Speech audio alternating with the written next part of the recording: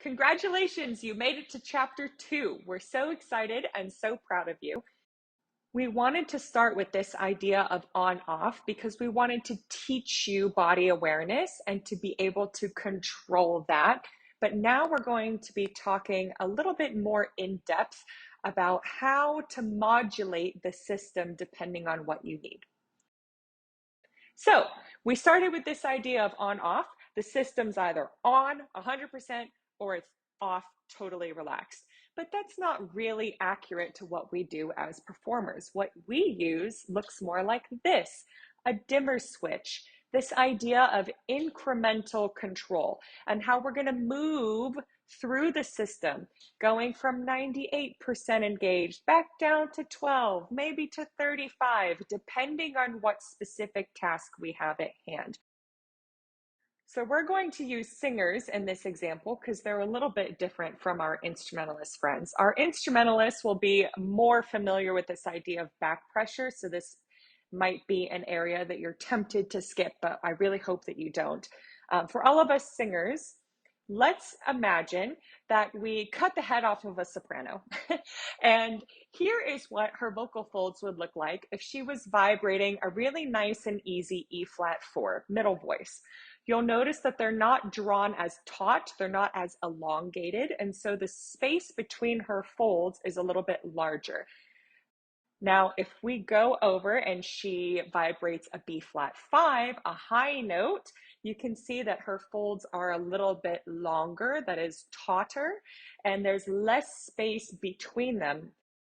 So the difference between the E flat 4 and the B flat 5, on the E flat 4, there is more air that is escaping at a slower speed because the space between the folds is larger, i.e., more molecules of air are coming out or leaving the body at a slower pressure, a slower speed. Whereas when she's vibrating a B flat 5, there is less air that is able to escape out of that smaller space, and they are traveling at a much faster speed and a much higher pressure. So a really easy visual analogy for this is a garden hose. If we replace air with water, our garden hose on an E flat 4 is going to be expelling a lot of water at a slow, relaxed speed. Whereas a garden hose on B flat 5 is not allowing as much water to escape, but it's moving very quickly. So we all do this without realizing it when we place our thumb over the end of a nozzle, right? We are restricting the amount of water that comes out, and so therefore it travels faster. So you didn't even know this, but you are already a physics expert. That's exactly what's happening on all of our high notes. Less water or less air escaping faster or at a higher pressure. Now, how does this flow and pressure thing apply to singing? Well, it is the body's job to create the right recipe of air that is sent to the vocal cords, depending on what task we have. We're going to create different types of recipes for different tasks. We're not going to send the same kind of air all the time. So here's our anatomy of a little soprano again. And our thoracic cylinder is what controls the amount of air that is released from the body. Now, the abdominal cylinder is what controls the speed or the air or the pressure of the air. And it's these two systems together that actively play off each other that creates this recipe that we're talking about. Now, in formal physics, we use the terms volume versus pressure. I'm going to stick to these specific physics terms to avoid confusion, but it's important to note that when we talk about volume, we're not talking about how loud. We're talking about capacity or amount. Now, why is this recipe thing so important? Well, because by the time the air gets to the vocal folds, this cake is already cooked. What do I mean by that? Well, the vocal folds are membranes. They're not muscles. They are totally passive and they literally just lay there in your throat. They don't move until air passes by them. So another analogy for that is a flag blowing in the breeze. The flag does not move of its own accord. It only blows in the wind as the wind passes by. That's exactly what's happening in our cords. They're only vibrating because of the air that passed through them. So we don't want your cords to be like a flag in a hurricane, nor do we want your cords to be like a flag in a doldrum with no wind at all. We have to provide the right type of air in order to create that majestic flag flowing that we want. So again, it's really important to both cerebrally and kinesthetically understand that the body is what makes the cords vibrate correctly. The cords don't just choose to vibrate correctly.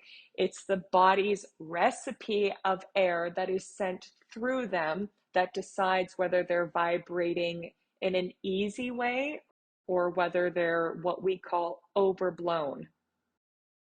So let's make our little soprano here sing a middle voice E flat 4. Not very high demand. She's pretty relaxed.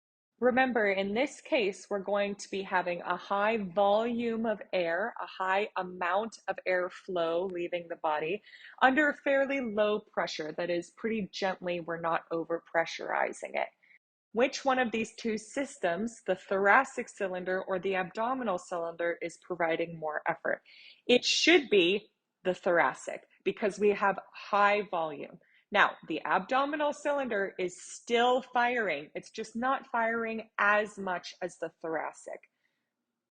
And so this really interesting phenomenon happens where we feel inside our body kinesthetically this concentration of effort that sits near the appoggia. Now, again, I'm going to say this a million times.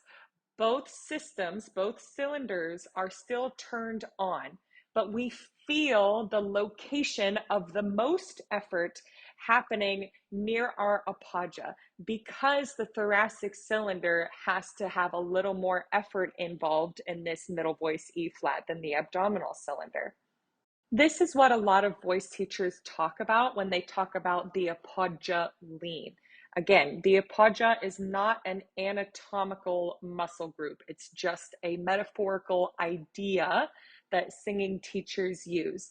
And what I believe they're talking about is this exact phenomena, this idea of the back pressure that is physically created in the body allows us to feel this concentration of effort sitting right near the appoggia. Now, it's important to note that this is not a singular spot on your body. We are still 3D humans, so this is sort of like an inner tube, a donut inner tube that wraps right near that appoggia region, and that's what you should be feeling in your body on a middle voiced pitch.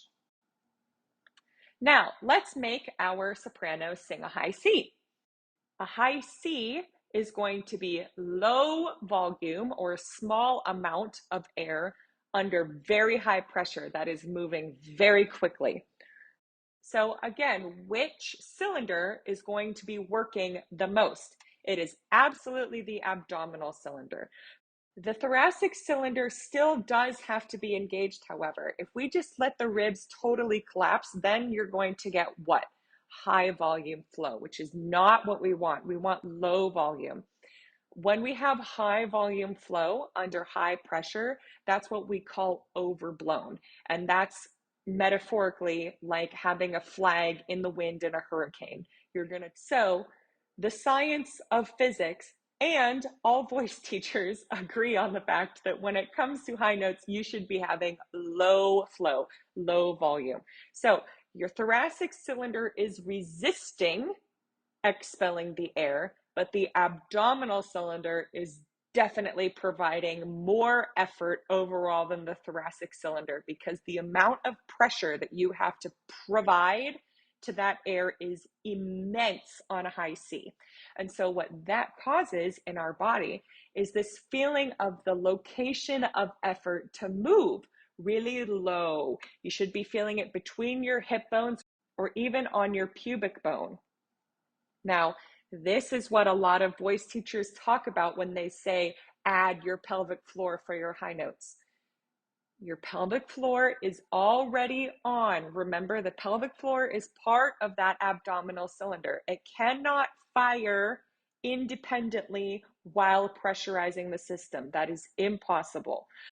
So what your voice teachers are trying to explain is that since the abdominal cylinder is providing so much effort, that the concentration or that back pressure now forces this feeling of low engagement in the body. So you'll feel this area, if we take the inner tube, the donut inner tube, and we press it down to sit right on your hip bones. That's about the area that you should be feeling when you sing a high C. So yes, this location of effort is going to change throughout the range. When you start on the chest and middle voice, it should be sitting near the appoggia. As you move to your passaggio, it's usually around your belly button region. And then as you go towards your high notes, once you're off the staff or higher, you should be sitting at your hip bones or lower.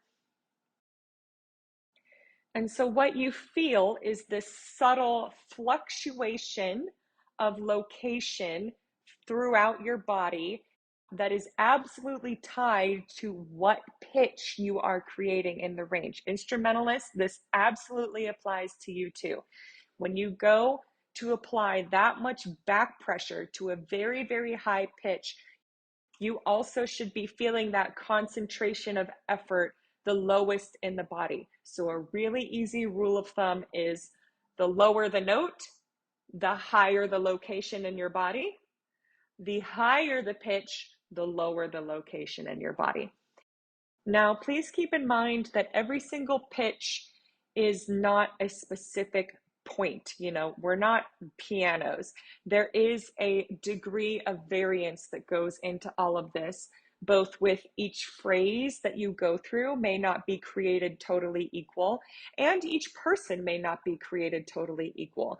But this is a very general and very accurate rule of thumb. Chest voice, middle voice at the appoggio, passaggio around the belly button region, and high notes between the hip bones or lower at the pubic bone. So I know this seems a little weird, but that's why I want to jump right into doing this. We're going to apply it to an exercise right now. So please, please, please do not stop here at this chapter. Go directly into the next one because I want you to feel for yourself exactly what I'm talking about. So you don't have to take my word for it, and you can feel this location thing moving as we go through these next exercises.